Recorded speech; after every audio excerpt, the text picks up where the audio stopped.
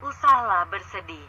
Gejala prahaid tetamu tak diundang. Setiap bulan ia muncul membawa kesakitan. Serentak itu juga emosi wanita jadi terlalu sensitif. Mereka cepat naik angin, meradang dan mudah tersinggung. Oleh itu perhatian ahli keluarga dan rekan yang prihatin dalam tempo itu sangat penting. Azab menjelang haid. Sebulan sekali, seorang rekan perempuan penulis akan menangis. Bila ditanya siapa yang menyakiti hatinya hingga menyebabkan keluar air mata, dia memberi jawaban agak lucu tetapi itulah hakikatnya. Rekan perempuan itu menangis karena dia datang haid dan perkara ini berulang setiap bulan setiap kali kedatangan haid. Perunding Obstetrik dan Ginekologi, Pusat Perubatan Kelana Jaya, KJMC, Dr. Darmini Verakumaran berkata, setiap wanita yang sudah mencapai akil balik harus memahami perubahan berkaitan kitaran haid disebabkan oleh perubahan beberapa hormon penting dalam badan. Kitaran haid akan berlaku apabila lapisan dinding rahim akan mengecut dan pendarahan berlaku jika persenyawaan tidak berlaku.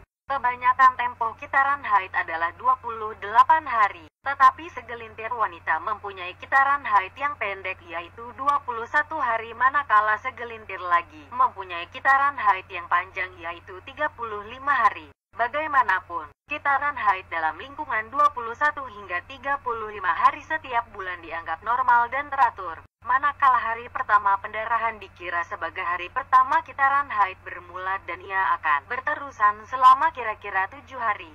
Kehilangan darah kira-kira 80 ml sewaktu haid dianggap biasa. Hari pertama haid, tahap hormon estrogen yang rendah merangsang tubuh mengeluarkan lebih hormon perangsang folikel, FSH. Hormon ini yang meningkat akan merangsang kira-kira 20 folikel atau sel telur yang terdapat dalam ovari untuk membesar tetapi hanya satu folikel saja yang akan terus membesar dan matang. Ovulasi akan berlaku pada hari ke-14 jika wanita mempunyai kitaran haid 28 hari dan tahap estrogen yang tinggi akan merangsang pengeluaran hormon luteinizing LH yang akan merangsang folikel matang untuk pecah dan mengeluarkan telur yang dibebaskan di ovari sebelum disalurkan ke uterus atau rahim melalui salur peranakan. Selepas ovulasi, ovari akan merembeskan hormon progesteron yang menyebabkan dinding rahim menebal sebagai persediaan untuk telur disenyawakan melekat dan membesar dalam rahim.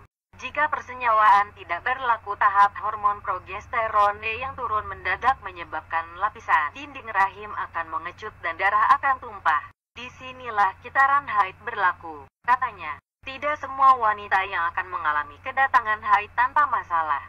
Ada wanita akan mengalami masalah sakit puan yang kronik. Masalah dalam kitaran haid boleh berlaku sekiranya sistem pengeluaran telur dalam ovari terganggu. Masalah yang biasa dihadapi wanita datang haid adalah emosi mereka akan menjadi terlalu sensitif apabila mudah marah, meradang dan cepat tersinggung. Ini disebabkan gejala prahaid PMS. Waktu prahaid bermaksud beberapa hari sebelum kedatangan haid dan tanda-tanda ini akan kekal beberapa hari saja ketika haid. Kemudian ia akan hilang dan wanita berkenaan boleh berinteraksi secara biasa semula. Ia bukan sahaja dialami oleh gadis remaja tetapi juga wanita yang berumur lanjut. Gejala lain yang mungkin dialami termasuk hibah, sedih dan pilu, menjadi resah gelisah yang mana perasaan tertekan, emosi mudah berubah-ubah. Individu terbabit juga boleh gelak ketawa pada satu ketika dan menjadi sedih hingga menangis pada ketika yang lain pula. Bukan setakat gangguan pada emosi saja, malah gangguan turut membabitkan fisikal seperti sakit kepala, pening, muntah, cirit-birit, sembelit, kekejangan pada bagian abdomen, payudara tegang atau bengkak. PMS ini berlaku disebabkan pengeluaran hormon estrogen kurang atau tidak seimbang dan biasanya menyerang kira-kira seminggu sebelum haid. Wanita yang mengalami PMS adalah lebih baik berjumpa dokter untuk mendapatkan nasihat dan rawatan. Ini karena mungkin dia ada masalah lain tetapi menunjukkan gejala yang sama. Bagi mengatasi PMS yang disebabkan datang bulan, wanita berkenaan perlu makan obat atau pil untuk menstabilkan pengeluaran hormonnya yang tidak seimbang. Selain itu, digalakkan melakukan senaman ringan untuk melancarkan pengaliran darah dalam badan. Ini karena ada pendapat mengatakan aliran darah yang lancar membolehkan organ berfungsi dengan lebih baik. Seterusnya darah haid menjadi normal kembali. Wanita yang mengalami PMS juga wajar mendapatkan kaunseling karena ketika ini emosi mereka berada dalam keadaan rapuh.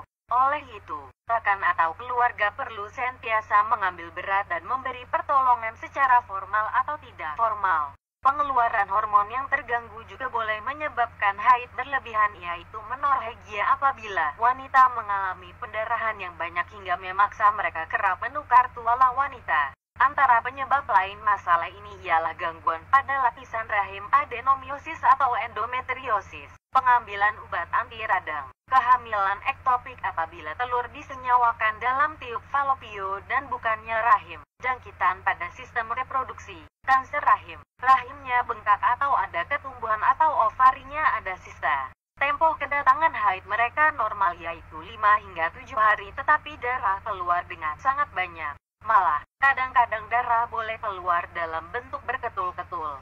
Namun bagi yang mengalami pengeluaran darah lebih daripada tempo normal, yaitu selama 15 hingga 20 hari, malah ada juga yang datang haid sehingga 30 hari ini dipanggil polimenorhe.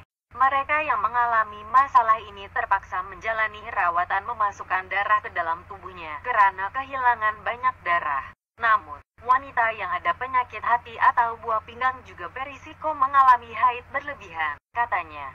Dr. Darmini berkata, amenorrhea yaitu kedatangan haid yang kurang atau tidak datang haid juga masalah biasa yang dialami. Ketika kedatangan haid disebabkan gangguan hormon membabitkan bagian hipotalamus, bagian otak, kelenjar pituitari, kelenjar adrenal, masalah tiroid dan ovari. Wanita yang mengalami amenorrhea bukan karena mengandung atau menyusukan anak tidak datang haid selama 3 hingga 6 bulan. Malah ada juga dilaporkan tidak datang haid selama setahun. Bagi yang haidnya kurang seperti darah keluar hanya tompokan kecil, scanty menstrual flow. Keadaan lain yang menyebabkan masalah ini adalah gangguan pemakanan bagi yang mengalami anoreksia atau bulimia, senaman berlebihan atau diet keterlaluan, tekanan perasaan dan pengambilan obatan seperti pil kontraseptik, katanya. Kebanyakan gejala prahaid boleh dirawat di rumah dengan pelbagai teknik penjagaan diri seperti mengambil obat penahan sakit yang tidak memberikan kesan sampingan tetapi mujarab, senaman atau menuang perut dengan padahbah. Bagaimanapun, bagi yang mengalami gejala prahaid teruk atau luar biasa sehingga menunjukkan keadaan kesehatan yang memerlukan rawatan perubatan perlu segera berjumpa dokter. Sebelum menyarankan kaidah rawatan, dokter perlu mengenal pasti kesakitan yang berkaitan dengan haid itu karena jika kesakitan berlanjutan dan menjadi lebih teruk ia mungkin diakibatkan oleh masalah yang serius. Sejarah keluarga akan diambil kira karena ada segelintir wanita mengalami masalah disebabkan keturunan. Namun, faktor lain disebabkan pengambilan makanan tidak seimbang dan obatan mengandungi bahan yang boleh mengganggu kitaran haid. Jangan tunggu lama untuk berjumpa dokter supaya kesakitan itu tidak menjadi masalah kekal. Jika keseimbangan hormon yang menjadi punca masalah kekal adalah sukar untuk dipulihkan semula, katanya.